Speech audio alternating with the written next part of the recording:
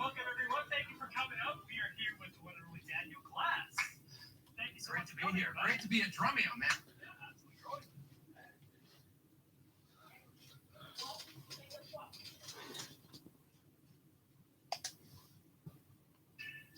Whenever your day starts, start with Gillette. Gillette's new Comfort Plus Dry Tech formula is...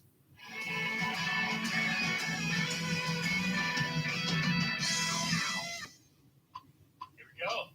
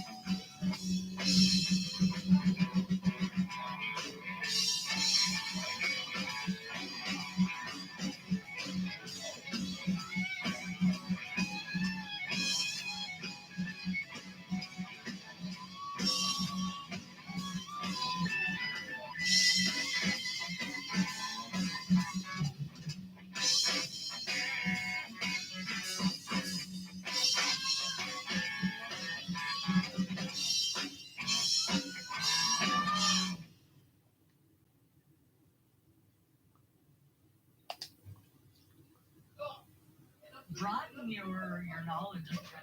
Don't just stick to the easy things. And so when you are playing a groove, you're putting paradiddles in. If you never practice diddles, you play singles, you'll never be able to expand because you won't have that in your like, book of knowledge.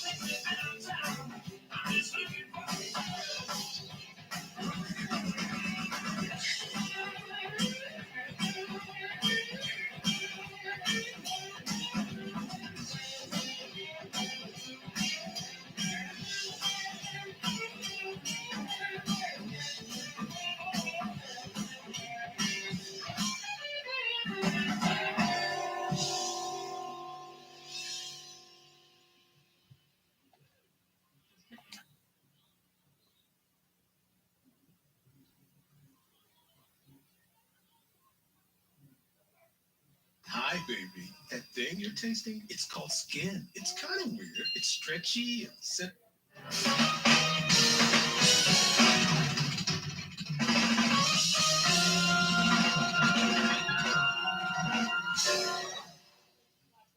Hey everyone, I'm Jared, and I'm here with Larnell Lewis. And Larnell's out from Toronto, Canada, out near Vancouver, Canada, to film some lessons for our Drumeo Edge members. But we figured since he's here, we might as well film some shorter lessons as well for everyone. And so today's lesson is titled 7 Gospel Beats That You Must Know. And obviously this isn't every single gospel beat. No, it isn't. These are just 7 really important ones. Yeah. And before we get into that, how long have you been playing drums? Oh my goodness. I started drumming when I was 2 years old.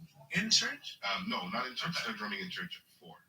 Right. And you are 29. 29, so 25 years. Yeah. Okay, so he's a pretty qualified guy to teach this lesson. So this is going to be an awesome lesson. You're going to learn kind of all the, or not all, but a lot of the staple beats that you need to know if you want to play gospel music in church. Mhm. Cool? Yeah, cool. So what are we going to start with, and what are we going to talk about? We're going to start with something that I call Southern Gospel. It's closely related to country music. Okay. That kind of sound, that kind of a pattern.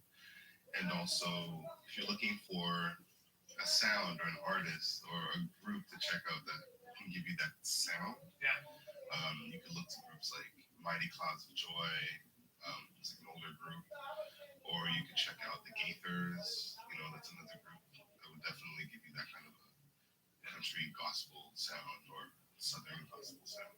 Cool. And so let's hear this. We have all these beats with Smart Beat technology. That's something we love to do in Drumeo.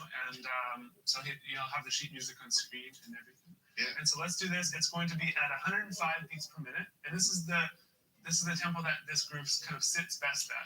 Yeah, very comfortable, nice flow, and depending on the situation you're in, it might be faster or slower, but we'll call this the middle of the road.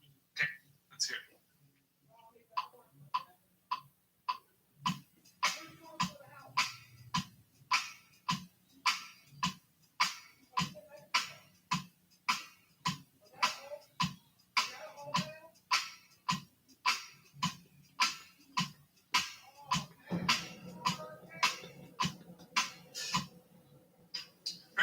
So that's like a shuffle in triplets. And are you counting anything when you're playing that, or you just? I'm more, if I'm counting, I'm definitely thinking 1 and 2. Okay. Yeah. Da da da da da da. But I'm just usually singing songs in my mind when I play. So. Cool. Okay, so the next one we have is the waltz. The waltz. So, you might be familiar with the waltz when it comes to, ballroom dancing and like that kind of a thing. But the waltz does appear in some music in church. So this will be the waltz. Okay. In church.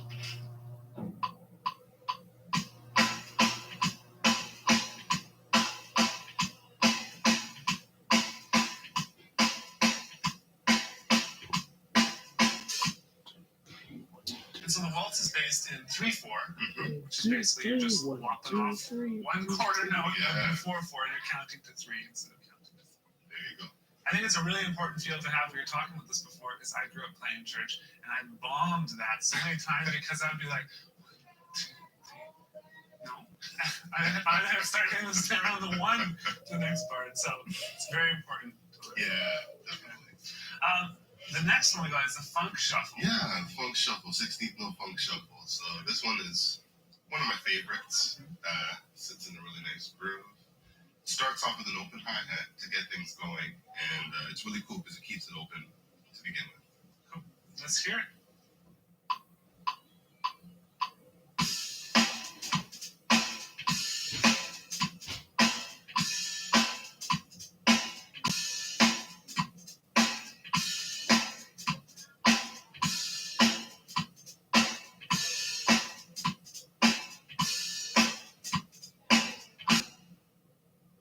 Okay, before we move on from there, you got to tell us, like a lot of drummers, me, Okay. would go like this. Yeah. You keep everything here, and you just kind of like, Look my wrist up to get there. maybe you can just elaborate. I blame drummers like Teddy Campbell. No, I don't blame anybody. It's something I picked up. Being used to hitting the hi-hat with my left hand while playing the ride cymbal, figured that I would actually keep my left hand there and just get used to doing it. You can create a bunch of different textures and also get a lot of quicker notes in without having to remove, like, to take your hand away and bring it out here and then rely on trying to hit the snare with your right hand. So just something that I got used to doing. Yeah. Cool. I also want to mention that that pattern is written as 16th notes. Now you're playing it with shuffle or swing. You call this a funk shuffle. Yeah, like swung 16th. Okay, so you're counting it like 1 hand, to 2 hand, to 3 hand, Correct. 4. Okay, so that's very important to know when you're looking at it. We could have notated it as 16th note triplets, but it gets way more confusing. Yeah. Or we could have notated it as 2 bars of 8th note triplets, but let's not even go there. This is simpler. Just think and kind of get that into your head. Awesome. All right, so next we got the shout. So you scream when you play this? No, I do not scream. Others might scream, but oh my goodness. The shout pattern, shout music, something you'll find in American gospel music. In some churches, it's very popular and goes a little something like this. Cool.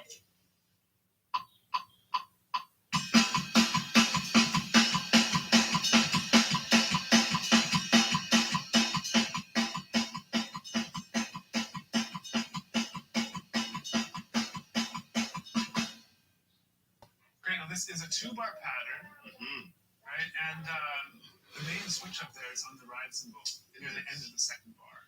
And the bass drum at the end as well. Okay. And you obviously vary from that depending on the music.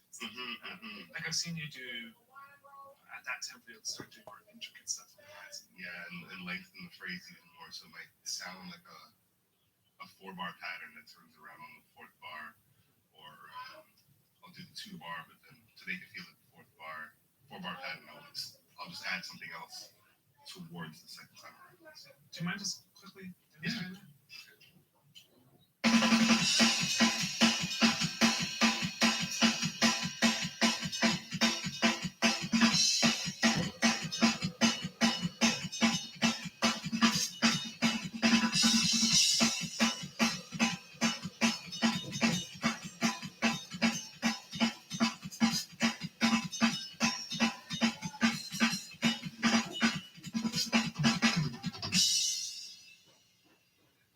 You could just play here all day.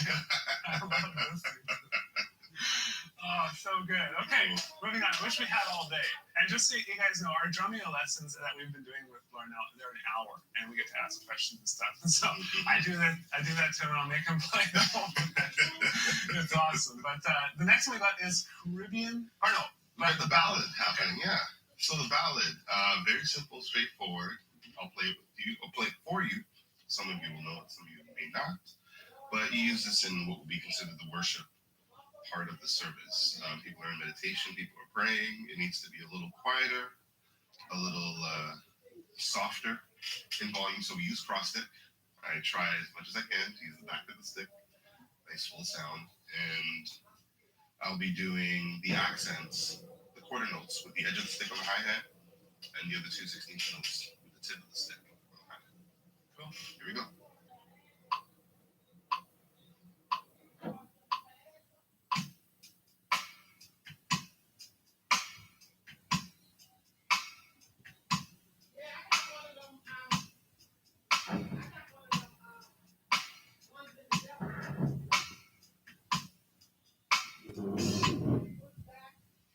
Great, and then the next feel you have is, I think is really cool. And this is a Caribbean American. Yeah, it's a split. Just to give a little bit of a background, it's not quite a calypso beat. It's not quite, a dance hall rhythm.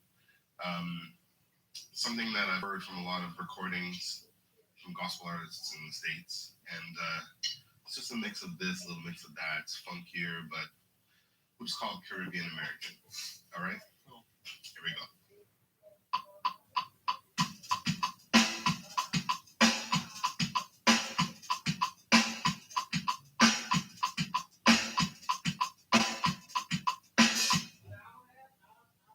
Great, and again, you are just, I know people are like, where are those extra notes coming from? But it's just because he's kind of like turning his wrist up to get the stroke in there.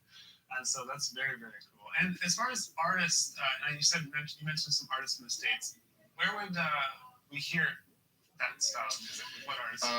One song in particular you can check out is by an artist named Martha Manuzzi, and it's called Jesus is the Best Thing. And the drummer on that record or on that song is Calvin Rogers. Yeah, amazing drummer. So he's definitely someone you can check out. Something with kind of a close feel is another song by Fred Hammond called This Is the Day. So it's still kind of not exactly the same pattern, but definitely sits within that feel. So you can give that a whirl as well with it when you're listening to that song. Awesome. Now, the last style he's going to talk about is like the one I'm most familiar with. I think it's partially because of my skin tone.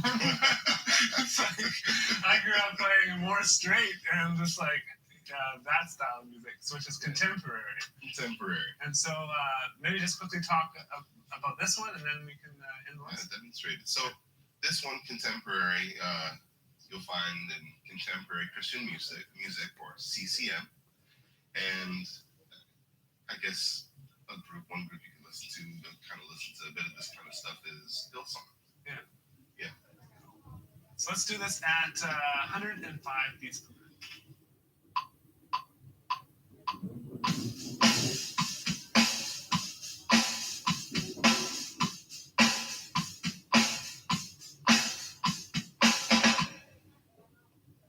Awesome. Well, thank you so much.